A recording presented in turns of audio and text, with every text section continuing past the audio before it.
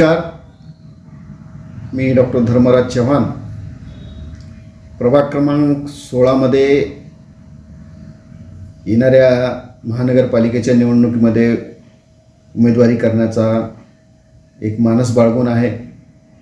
प्रभाग क्रमांक 16मध्ये ज्या प्रकारच्या समस्या मी मागच्या 25 वर्षापासून प्रभाग क्रमांक 16चा रहिवासी असल्यामुळे ज्या जाणवतात किंवा ज्या भेडसावतात, त्याचा उहापोह झाला पाहिजे आणि त्या समस्यावर मात करण्यासाठी काय उपाययोजना केली पाहिजे या संदर्भामध्ये मी आपणाशी आपल्या माध्यमातून माझ्या पूर्ण साखळा प्लॉट वासीयाशी संवाद साधू इच्छितो.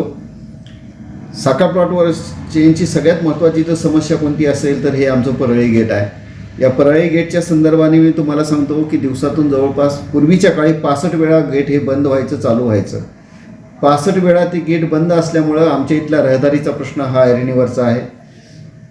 गंगाखेड नाक्यावर डेन्स लोकवस्ती असल्यामुळे तिथंसुद्धा गाड्यांची ये जा होण्यास त्रास होतो आणि गेट लागल्यानंतर तर वाहनाच्या रांगा लागतात. या गोष्टीची वर जर उपाययोजना आपल्याला काही करायची असेल तर इथं या रेल्वे पटरीवर उड्डाणपूल अपेक्षित आहे. कारण तुम्ही पाहिलं असेल की अंडरग्राऊंडसुद्धा आपल्याला तिथं देता येत नाही, कारण त्याची फ्लिजिबिलिटी पण नाही. तर आमचे काही सहकारी मित्र आणि आम्ही सोबत त्याच्यासाठी लढा दिला आणि त्याची फ्लिजिबिलिटी चेक करण्यासाठी रेल्वे विभागानं तशी मान्यता दिलेली आहे. कदाचित त्याची फ्लिजिबिलिटी आली आहे. आता महाराष्ट्र शासनाचा जो वाटा असायला हवा होता तो वाटा अजून महाराष्ट्र शासनानं दिला नाही. तो वाटा दिल्यानंतर त्या उड्डाणपुलाचं काम हे रेल्वेच्या माध्यमातून इथं होणार आहे. आमची दुसरी एक मागणी होती की जो रेल्वे उड्डाणपूल हा युनिव्हर्सिटीच्या गेटवर झालेला आहे त्याला आम्हाला एक अटॅच रस्ता द्यावा. त्या संदर्भाची सुद्धा मागणी आम्ही माननीय कलेक्टर साहेब, त्यावेळेसचे प्रताप काळे साहेब होते जे ॲडिशनल कलेक्टर होते, त्यांच्याकडे केली. युनिव्हर्सिटीला पण आम्ही त्या संदर्भामध्ये बोलणं केलं आणि रेल्वे विभागाला पण केलं. कारण की तुम्ही पाहत असताल आमचा हे बाजूचा जो रोड आहे, हा जो आता तो गेलेला आहे जिथं ते प्राथमिक आरोग्य केंद्र आहे त्याच्या बॅक साईडचा रोड, तो रोड जर आम्हाला जर कनेक्टिव्हिटी करून दिली तर तो डायरेक्ट त्या उड्डाणपुलाला होतो. म्हणजे तो एक मार्ग आम्हाला साखळा प्लॉटला येण्यासाठी होतो, पण ते दूरचा होतो. उद्या जर काही इमर्जन्सी आली, काही झालं, एखाद्या पेशंटला MI बसला, एखादी गर्भवती स्त्री असेल आणि जर गेट लागला असेल तर त्याच्या जीवावर बेतण्याचा प्रसंग या गेटमुळं होतो.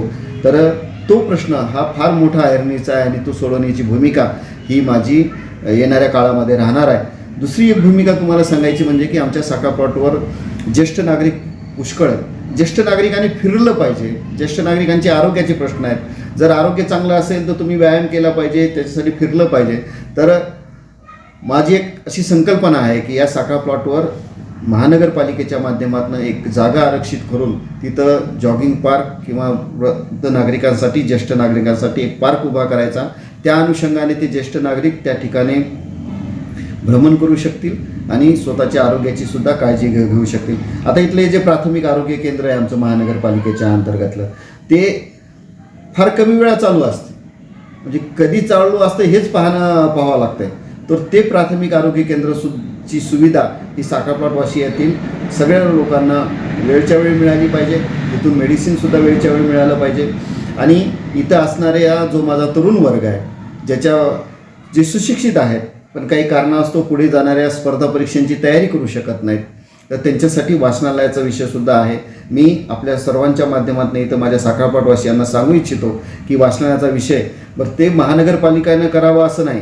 मी ती तरतूद माझ्या स्वतःच्या पैशातून करून माझ्या या हॉस्पिटलमध्ये किंवा हॉस्पिटलच्या बाजूला एखादी जागा घेऊन एक सुसज्ज वाचनालय साखळा प्लॉटवासियांशी, माझ्या तरुण मित्रांना वाचण्यासाठी, त्यांच्या अभ्यासासाठी करण्याचा माझा मानस आहे. नुसतं वाचनालयच असून चालणार नाही, तर त्या वाचनालयामध्ये आम्ही स्टडी सर्कल, जसं आपलं स्टडीसाठीची रूम असतात तशा काही विद्यार्थ्यांना, जे 10वीचे विद्यार्थी आहेत, 12वीचे विद्यार्थी नीटचं प्रिपरेशन करतात, जे MPSCचं प्रिपरेशन करतात किंवा दुसऱ्या स्पर्धा परीक्षांचं प्रिपरेशन करतात, अशासाठींचं सुद्धा एक एकांतवास त्यांना मिळाला पाहिजे अभ्यासासाठी. याच्यासाठी सुद्धा आम्ही काही वेगळ्या प्रकारची तरतूद करता येते का ह्याची सुद्धा येणाऱ्या काळामध्ये चाचपणी करणार आहोत.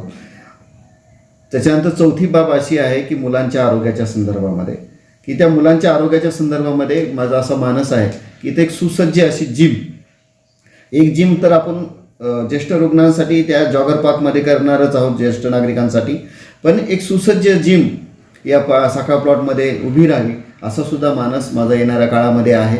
आणि पैशाने खर्चाने मी ती उभी करणार आहे. म्हणजे त्याला कुणी पैसे द्यावे किंवा महानगरपालिकेने करावे अशी काही अपेक्षा नाही.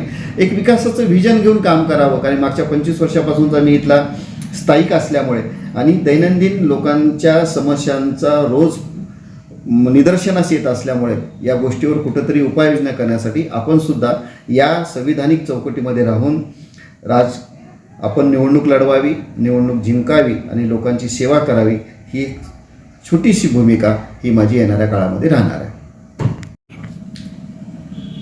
अजून एक 5वा प्रॉब्लेम असा आहे आमच्या साखरपाटवासियांचा की इथे लाईट नेहमी जाते.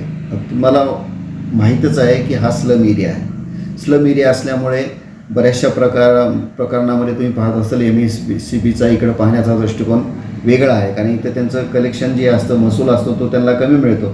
तर माझी कालच म्हणजे सोमवारीच मी इथले जे इंजिनियर आहेत, एक्झिक्युटिव्ह इंजिनियर गाडेकर साहेब यांच्याशी चर्चा केली आणि प्रत्येक गल्लीला एक स्मार्ट मीटर, आता एक नवीन स्मार्ट DP हा एक प्रकार आलेला आहे आणि ती स्मार्ट DP प्रत्येक गल्लीला बसवायची. म्हणजे एकतर वीज चोरीचाही प्रकारांना आळा बसेल आणि त्याचबरोबर लोकांना 24 तास अखंड वीज, म्हणजे वीज जाण्याचं प्रमाण तिथं फार कमी असेल. कारण की आकडे नसतील, शेगड्या नसतील तर वीज जाणार नाही.